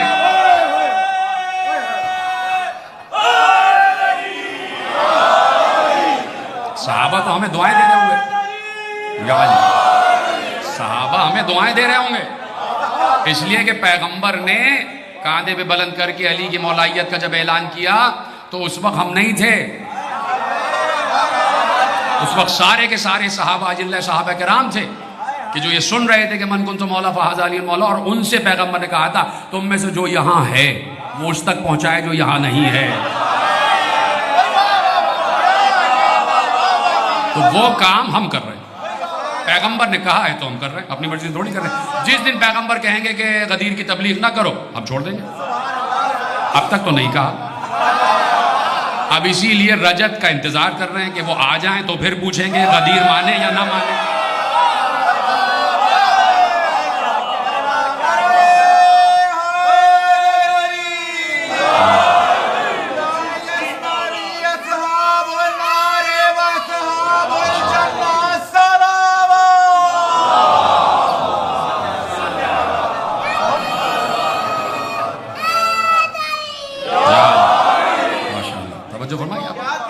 تو یہ غدیر جو ہے یہ اسلام کی بنیاد ہے، حالانکہ حکم آخری اعلان آخر میں ہوا، بنیاد تو پہلے ڈالی جاتی ہے نا، اس پہ کل سے بات شروع کریں گے۔ تو اب غدیر جو ہے وہ حکم ربانی کے تحت ہے، حکم خدا کے تحت ہے، حکم رسول کے تحت ہے، اور ضروری ہے کہ ہر دور میں امام حق کی پہچان ہے تاکہ امت ادھر ادھر بھٹکے نہیں۔ تو اب ضروری ہے کہ اس طرح کا کوئی پلیٹ فارم ہو کہ جہاں پر یہ باتیں بیان کی جائیں۔ تو اسی ایک مجلس میں آپ کہیں پر بھی دیکھ لیں، کسی مسلک، کسی مشرب، کسی مذہب، کسی دین کو یہ پلیٹ فارم کسی کے پاس نہیں ہے جو ہمارے پاس ہے، اسے تہذیب ازا کہتے ہیں، کہ اسی ایک مجلس میں توحید بھی بیان ہو رہی ہے، رسالت بھی بیان ہو رہی ہے، عدل خدا بھی بیان ہو رہا ہے، امامت و قیامت کا ذکر بھی آ رہا ہے، اور دیگر علوم پر بھی باتیں ہوئی چلی جا رہی ہیں۔ پرائمری کلاس کی بھی ہو رہی ہیں اور آخری کلاس کی بھی ہو رہی ہیں، ساری باتیں ہو رہی ہیں، بتایا جا رہا ہے، بچوں کو سکھایا جا رہا ہے، بتایا جا رہا ہے پیغمبر یہ کہہ کے گئے، پیغمبر یہ کہہ کے گئے، یہ تعریف دے کے گئے. بار بار محبت علی پہ بات رہ گئی کہ محبت علی بار بار ہم کیوں اتنا زور دیتے ہیں کہ علی سے محبت، علی سے محبت، علی سے محبت، حب علی، ذکر علی، ذکر علی. اس کی وجہ یہ ہے کہ بغض علی قتل معصوم تک لے آتی ہے. علی کی دشمنی قتل معصوم تک لے آتی ہے. آپ نے ہائے کیا خدا آپ کے ان آنسوؤں پر اور ان گریے کی آوازوں پر رحم فرمائے. حسین ابن علی کو جو ذبح کیا گیا، صرف ایک جملہ، ایک لفظ، ایک سوال امام حسین نے کیا کہ میں نے دین نہیں تبدیل کیا، میں نے شریعت نہیں بدلی، میں نے قرآن نہیں بدلا، میں نے تمہارے کوئی لوٹ مار نہیں کی، تو پھر مجھے کیوں مارتے ہو؟ کہا کہ حسین تم سے نہیں، تمہارے باپ علی سے دشمن، تمہارے بابا علی سے بغض. دیکھ رہے ہیں آپ، بغض علی قتل معصوم تھا. اتنے بڑے گناہ تک لے آتا ہے بغض علی. خدا کسی کو علی کا دشمن نہ بنا.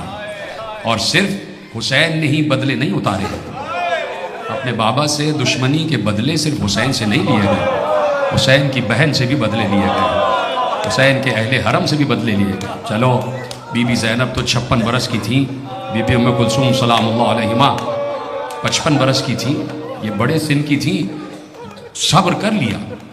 لیکن 4 برس کی سکینہ کا کیا قصور تھا؟ اس بچی نے بھی بڑے بدلے چکائے ہیں. کیوں؟ اس لیے کہ علی کی پوتی ہے، علی کی پوتی ہے. آوازیں آپ کی بلند ہو جائیں. میرے عزیزو، آپ بار بار سنتے ہیں کہ اصل گریہ تو ہے ہی 10 محرم کے بعد، عاشور تک تو گریہ ہے ہی، لیکن اصل جو رونا ہے وہ ہے ہی شام غریبہ کے بعد، کہ جہاں کسی بچی کو تماچے لگ رہے ہیں. آپ کی آوازیں بلند ہوں اور میں جملے آگے بڑھا رہا ہوں، آہستہ آہستہ تیاری کریں. اس لیے کہ میرے عزیزو، جس بچی کو حسین کے سینے پہ نیند آتی ہے، ذرا اس کو احساس کی گہرائیوں میں جا کے سنیے گا جو میں جملہ کہنے جا رہا ہوں. بچی بھی معصوم ہے اور معصوم امام کی بیٹی ہے، تو کبھی بھی سکینہ ایسا جملہ کہیں گی ہی نہیں کہ جس میں کوئی حقیقت نہ ہو. ذرا اس جملے کی گہرائی کو سنیے گا. پہلے میں آپ کو حقیقی ایک جملہ سناتا ہوں کہ کسی عالم نے، کسی عارف مقتل نے ایک جملہ لکھا کہ سارے پیاسے تھے، سارے اصحاب حسین پیاسے تھے، خود انصاران حسین، خود حسین پیاسے. تو حسین نے جو اصحاب کو بھیجا ہے کہ جاؤ، چلتے چلے جاؤ، تو حسین، یہ محبت تھی حسین کی اصحاب سے. حالانکہ سب سے پہلے جب طبل جنگ بجا ہے اور مبارز طلبی ہوئی ہے کہ بھیجو حسین، جنگ شروع ہو رہی ہے، تو سب سے پہلے امام حسین نے جناب علی اکبر سے کہا تقدم ولدی، بیٹا پہلے تم جاؤ، پہلے تم جاؤ. اور رات شب عاشور جناب عباس جو سارے بنی ہاشم کے جوانوں کو لیے بیٹھے تھے، تو یہی ہو رہا تھا کہ پہلے ہم جائیں گے، ایسا نہ ہو کہ اصحاب کو اثر ہو جائے، ان کے دل پہ کوئی اثر ہو کہ دیکھو پہلے ہمیں بھیج دیا اور خود بچ گئے. کہا ہمیں ایسا نہیں کرنا. تو امام حسین نے سب سے پہلے جناب علی اکبر کو بھیجا.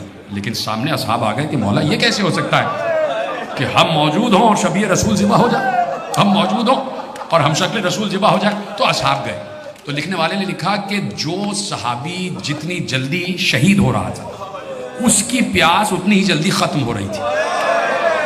کہ جو جتنی جلدی شہید ہوتا اس کی پیاس ختم ہو جاتی. تو اس نے لکھا اب سوچو علی اصغر کی پیاس کتنی طویل ہوئی، اس لیے کہ علی اصغر آخری شہید ہے، آخری شہید ہے. اور پھر حسین کی پیاس کہاں تک پہنچی کہ علی اصغر کے بعد حسین شہید ہوئے. اور میں کہتا ہوں کہ یہیں پہ ختم نہیں ہوا. سکینہ کو تو شام غریبہ کے بعد پانی ملا اور وہ بھی سکینہ نے نہیں پیا. کتنی طویل پیاس ہو گئی. تو اب میں جملہ کہہ رہا ہوں کہ بچی نے اگر یہ جملہ کہا ہے تو اس جملے کی گہرائی تک پہنچنا کہ بچی نے اپنی طرف سے محاورتاً کوئی جملہ نہیں کہا. اور اگر سمجھ جائیں تو ہائے ضرور کہہ دیجیے گا. جیسے ہی حسین نے رخصت آخر جب زلجنا نے اشارہ کیا تو سکینہ گھوڑے کے سموں سے لپٹی ہوئی. یہ سن چکے ہیں آپ نے بھائی. وہ بیٹی، وہ بچی جو سیدانی ہے، جو سیدانی ہے، سیدہ ہے، وہ ایک گھوڑے کے قدموں سے لپٹی ہوئی. نہیں جملہ پہنچا آپ تک. اتنی بڑی سردار، اور عالم یہ ہو گیا کہ ایک گھوڑے کے سموں سے لپٹ گئی اور کہہ رہی ہے زلجنا میرے بابا کو نہ لے جا، میرے بابا کو نہ لے جا. حسین تڑپتے ہوئے آئے اور حسین بن علی نے بچی کو سینے سے لگا لیا، گود میں اٹھا لیا اور رخسار ایسے ایسے سہلا رہے تھے. سکینہ کے ننھے ننھے رخسار سکینہ کے ماتھے پہ پیار کر رہے تھے. سکینہ کے ہاتھ لیے حسین نے چومے، سکینہ کو سینے پہ ہاتھ رکھا. بیٹی جانے دو، بیٹی ہم جا رہے ہیں. بچی نے بھی باپ کو ویسے ہی پیار کیا. اپنے ننھے ننھے ہاتھ باپ کے رخسار پر سے، بابا بابا، جی میری جان، جی جانے بابا، کہا بابا آپ کہاں جا رہے ہیں؟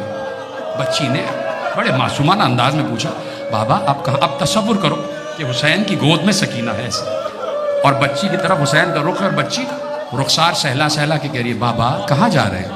بابا کہاں جا رہے ہیں؟ بچی نے تھوڑی دیر کے لیے آنسوؤں کو روکا، تھوڑی دیر کے لیے گھٹ گھٹ کر کہہ رہی تھی بابا آپ کہاں جا رہے ہیں؟ بابا کہاں جا رہے ہیں؟ حسین نے کہا بیٹی جہاں تمہاری دادی ہے، ہم تمہاری دادی کے پاس جا رہے ہیں۔ اب سنیے گا بچی کا دوسرا سوال، بابا جہاں آپ جا رہے ہیں وہاں پانی ملتا ہے؟ وہاں پانی ملتا ہے؟ دیکھیے یہ روشنیاں اسی لیے مدھم کر دی جاتی ہیں کہ جنہیں رونے سے شرم آتی ہے تو وہ شرمائیں نہیں، کوئی ان کی طرف دیکھے گا نہیں، آپ گریہ کرتے چلے جائیں۔ بابا جہاں آپ جا رہے ہیں وہاں پانی ملتا ہے؟ کبھی آپ نے کربلا کو تنہائی میں تصور کیا ہے؟ یہ روایت سن کے جائیں اور جب سونے لگے نا ایک ایک روایت پر غور کریں کہ کربلا میں ہوا کیا ہے۔ ایک ننھی سی بچی 4 برس کی کہہ رہی ہے بابا جہاں آپ جا رہے ہیں وہاں پانی ملتا ہے؟ باپ تڑپ کے رہ گئے اسے کہ 4 برس کی بچی، آپ سوچیں خدا جو بچیاں یہاں موجود ہیں پس پردہ خدا ان کے باپ کا سایہ سلامت رکھے، باپ کے لیے بیٹی اگر کچھ مانگے تو سب سے بڑی تمنا یہ ہوتی ہے کہ میں اس بات کو پورا کر دوں، اس لیے کہ بیٹی سے باپ کا ایک رشتہ ہی الگ ہے۔ اس وقت بیٹی کہہ رہی ہے کہ بابا جہاں آپ جا رہے ہیں وہاں پانی ملتا؟ کیا کریں حسین، کیا جواب دیں؟ بچی کو لگا لیے سینے سے اور کہا سکینہ بہت پیاس لگ رہی ہے، بہت پیاسی ہو بیٹا۔ اب سنیے سکینہ کے الفاظ، بابا مجھے پیاس نہیں ہے، چچا عباس کے بعد مجھے پیاس نہیں۔ کہا سکینہ پھر پانی کیوں چاہتی ہو؟ کہا بابا ابھی ابھی آپ بھیا علی اصغر کی قبر بنا کر آئے، قبر سوکھی ہوئی ہے، میں اس پہ چند قطرے پانی کے چھڑک دوں۔ تڑپ گئے حسین، رونے لگے۔ خیمے میں کوہرام تھا، لکھا ہوا الفاظ کہ بیویوں کی صدائیں بلند تھیں، کہ باپ اور بیٹی کی گفتگو سن کے بیویوں کی صدائیں بلند تھیں۔ حسین بھی رو دیے۔ کہا بابا واپس آئیں گے؟ کہا بیٹی شاید آج میں واپس نہ آ سکوں، آج واپس نہ آ سکوں۔ سکینہ کوشش کرنا کہ رات کو اپنی ماں کے سینے پہ سر رکھ کے سو جانا۔ اب یہ ہے جملہ جس کے لیے میں نے زحمت دی۔ بچی نے کہا بابا آپ کو پتا ہے آپ کے سینے کے بغیر مجھے نیند نہیں آتی۔ کوئی ہے سمجھنے والا اس جملے کو؟ آپ کے سینے کے بغیر مجھے نیند نہیں آتی۔ سکینہ 1 سال قید رہنے کے بعد اس دنیا سے چلی گئی، مجھے بتاؤ کہ اس 1 سال میں کیا حسین کا سینہ میسر آیا؟ تو میں یقین سے کہتا ہوں بچی 1 سال سوئی ہی نہیں۔ جب بچی نے کہا ہے کہ نیند نہیں آتی تو سکینہ کو نیند نہیں آتی۔ کون اندازہ کر سکتا ہے سکینہ کے مسائل؟ کون اندازہ کر سکتا ہے بچی کے مسائل؟ بیٹی کوشش کرنا کہ ماں کے سینے پہ سو جاؤ۔ دوسرا سوال سنیے گا، کہ بابا تو آج رات آپ کے سینے پہ کون سوئے گا؟ کہ آج رات علی اصغر میرے سینے پہ سوئیں گے، آج رات علی اصغر میرے سینے پہ سوئیں گے۔ بیٹی ہم مقتل کو جا رہے ہیں۔ سکینہ نے روتے ہوئے کہا بابا آپ مقتل جا رہے ہیں؟ مقتل کا راستہ تو مجھے معلوم ہے بابا، اگر آپ شام کو نہ آئے تو میں آپ کو ڈھونڈتی ہوئی مقتل میں آ جاؤں گا، آپ کو ڈھونڈتی ہوئی مقتل میں آ جاؤں گا۔ میرے عزیزوں سن لیجیے گا روایت، اور گریہ آپ کرتے رہیں، بلند رہے آپ کا گریہ۔ میرا تو کلیجہ پھٹتا ہے اس لیے کہ میری بھی چھوٹی بیٹی ہے، اور جب سوچتا ہوں تو ایک عجیب کیفیت ہوتی ہے۔ کبھی بچے ہوتے ہیں نا گھر میں، آپ کی بچیاں جیسے بات کرتی ہیں، اب اس بچی پہ کیا گزری ہوگی جب 11 محرم کو اس بچی کے ہاتھوں میں رسیاں بندھی ہوئی ہیں، ننھی ننھی کلائیوں میں، چھوٹی سی بچی ہے، ننھی ننھی کلائیوں میں رسیاں بندھی ہوئی ہیں۔ اور آپ سنیں گے کہ 11 محرم کو جب لے جانے لگے نا اسیران اہل بیت کو، تو سیدھے راستے سے کوفے کا راستہ تھا، تو عمر سعد نے کہا یہاں سے نہیں لے کے جانا، یہاں سے نہیں، جہاں ان کے وارثوں کے لاشیں پڑے ہوئے ہیں، جہاں ان کے وارثوں کے لاشیں پڑے وہاں سے لے کے جاؤ۔ اور خدا کی قسم قیامت یہ ہوئی کہ جو بی بی جا رہی تھی اس کے وارث کا گلا اس بی بی کے سامنے کاٹا گیا، علی اکبر کا گلا ام لیلہ کے سامنے کاٹا گیا، قاسم کا گلا ام فروہ کے سامنے کاٹا گیا، اور محمد کے گلے زینب کو دکھا کے کاٹے گئے، ایک ایک وارث کا لاشا بیویوں کو دکھا کے کاٹا گیا۔ اور ایسے میں جیسے ہی قافلہ آگے بڑھا، ایک نشیب پر بی بی سکینہ کی نگاہ پڑی، دیکھا میرے بابا کا سر بریدہ لاشا پڑا ہے، اس لیے شام غریبہ میں دیکھ چکی تھی نا بچی. جیسے ہی سکینہ نے دیکھا تو لکھا یہ ہے کہ بچی ہاتھ بندھے ہوئے ہیں نا, اس پر ذرا غور کر لینا, بچی کے ہاتھ بندھے ہیں. بچی نے کھڑے ناطے سے اپنے کو زمین پر گرایا. تو میرا دل کہتا ہے بچی ویسے ہی زمین پر آئی جیسے عباس زمین پر آئے تھے, اس لیے کہ عباس کے شانے بھی کٹے ہوئے تھے تو بچی کے ہاتھ بندھے ہوئے تھے. سکینہ رخسار کے بل زمین پر آئی اور ویسے ہی گھٹنیوں اور کوہنیوں کے بل چلتی ہوئی اپنے بابا کے لاشے سے لپٹ گئی. بابا کے سینے پہ سر رکھ دیا. بہت روئی بچی, بہت روئی. اجرکم اللہ, اجرکم اللہ. بچی بہت روئی. بچی بابا کے سینے سے جدا نہیں ہو رہی تھی. قافلے کو جانے میں دیر ہوئی تو شمر آگے بڑھ کے سید سجاد سے کہتا ہے, اے علی ابن الحسین, بچی کو ہٹاؤ, بچی کو حسین کے لاشے سے ہٹاؤ. سنیں گے میرے مولا سجاد نے کہا ظالم بچی ہے, بچھڑی ہوئی ہے, اپنے بابا کو آخری بار لپٹنا چاہتی ہے, تھوڑی دیر رہنے دے. کہا نہیں, ہمیں دیر ہو رہی, اور اگر تم نہیں ہٹا سکتے تو میں ہٹاتا ہوں. کیا جملہ پڑھنے کی ضرورت ہے؟ اگر آپ کا گریہ آسمان پر پہنچ جاتا تو میں یہ جملہ نہ پڑھتا جو مقتل میں لکھا ہوا ہے. آپ کو پتا ہے شمر نے کیسے ہٹایا؟ خود یہ بی بی سکینہ نے بتایا کہ اس نے تازیانہ لہرایا. اجرکم اللہ. اب آگے پڑھنے کی ضرورت نہیں ہے. بے اختیار شہزادی نے آواز دی, بھیا مجھے بچاؤ, بھیا مجھے بچاؤ. کیا کیا ستم ہوئے ہیں سکینہ پر کوئی اندازہ نہیں لگا سکتا. آخری روایت سن لیجئے, کربلا ہے, کربلا, کربلا ہے. اور دیکھیے ہم پیدا ہی اس گریہ کے لیے ہوئے ہیں. وہ روایت اپنی جگہ بالکل یقینی ہے کہ مانگا ہے سیدہ نے ہمیں, تو ہمیں اپنا کام کرنا ہے, ہمیں حسین پر گریہ کرنا ہے.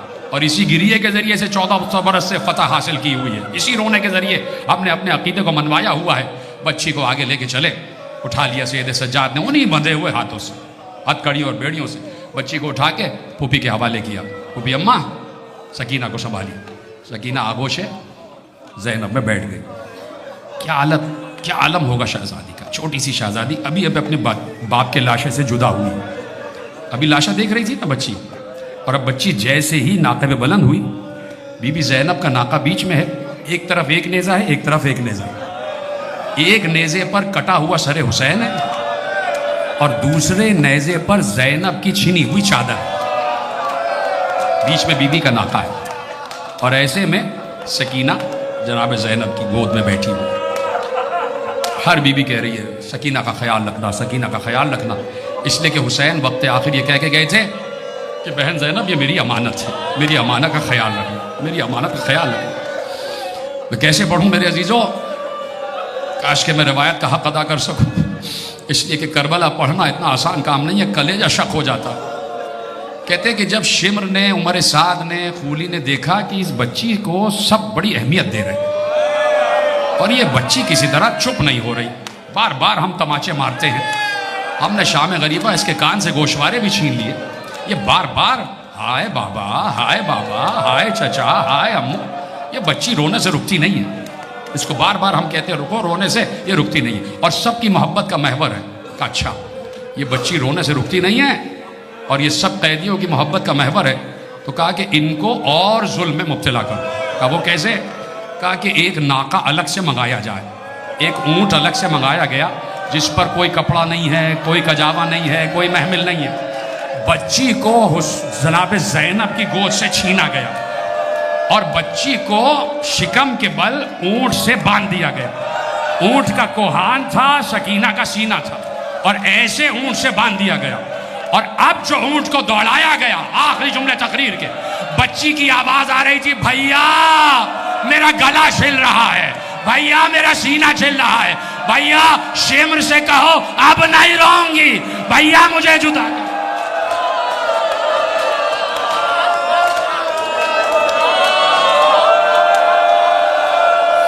الا لعنت اللہ علی القوم الظالمین وسيعلم الذين ظلموا أي منقلب ينقلبون. ماتم حسین